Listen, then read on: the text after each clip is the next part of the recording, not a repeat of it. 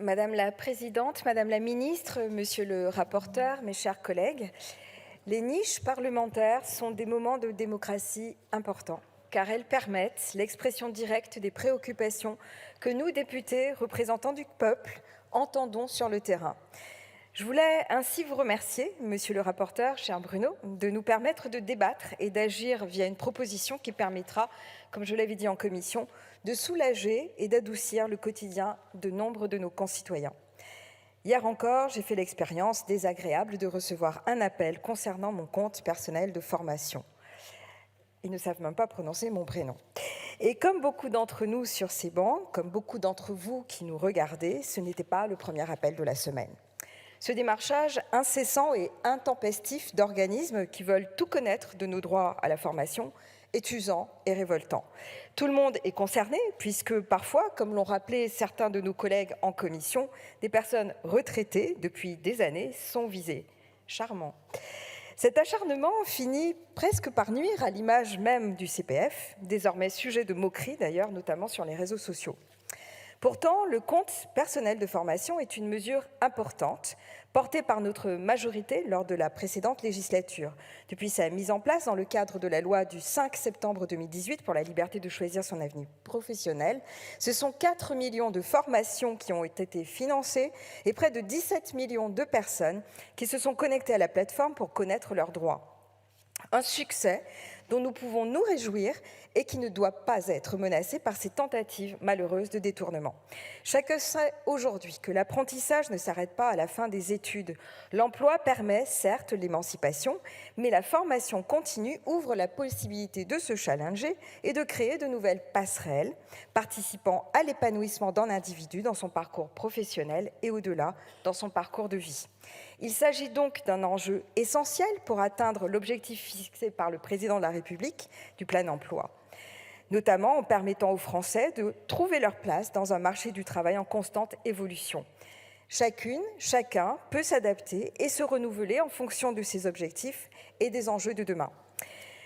Comme pour beaucoup de dispositifs au succès identique, le CPF est victime de sa réussite. La monétisation du système, dans un effet boule de neige, a causé l'émergence d'un démarchage agressif, entraînant son lot de fraudes. De l'arnaque à l'usurpation d'identité, on estime qu'en 2021, ce sont plus de 43 millions d'euros qui ont été détournés des comptes. Ce problème rappelle un texte similaire adopté par notre Assemblée, visant à lutter contre le démarchage téléphonique concernant la rénovation énergétique. Il serait en effet nécessaire de mener une réflexion plus globale sur les moyens de prévenir de telles conséquences qui nuisent à l'ambition des dispositifs. La communication est, je le crois, un élément indispensable pour pallier ces risques. Il serait en effet regrettable que certains de nos concitoyens renoncent à leurs droits de formation parce qu'ils craignent une fraude. Le vote de cette proposition à l'unanimité en commission a démontré un consensus encourageant sur le sujet. C'est le fruit d'un travail rigoureux et mené collectivement en bonne intelligence. Monsieur le rapporteur, laisser une certaine souplesse quant aux démarches commerciales des entreprises vous paraît indispensable. Et le groupe démocrate rejoint lui aussi cette position. Il ne convient pas d'interdire toute démarche commerciale pour une entreprise de formation. Outre l'exception accordée à l'article 1er, dans le cadre d'une prestation en cours entre un individu et un organisme de formation, vous avez su trouver un équilibre certain entre la nécessaire préservation de la liberté d'entreprendre et le droit de chacun à la tranquillité. Notons également l'extension de cette disposition au démarchage sur les réseaux sociaux, dans un objectif évident de protéger les plus jeunes, ce que nous saluons. L'article 2 vient, lui, faciliter la prévention et la détection des fraudes au travers du partage d'informations entre les différents acteurs institutionnels impliqués. L'article 3, ajouté en commission, permet, lui, d'améliorer ce dispositif antifraude en renforçant les demandes de référencement des organismes de formation auprès de la Caisse des dépôts.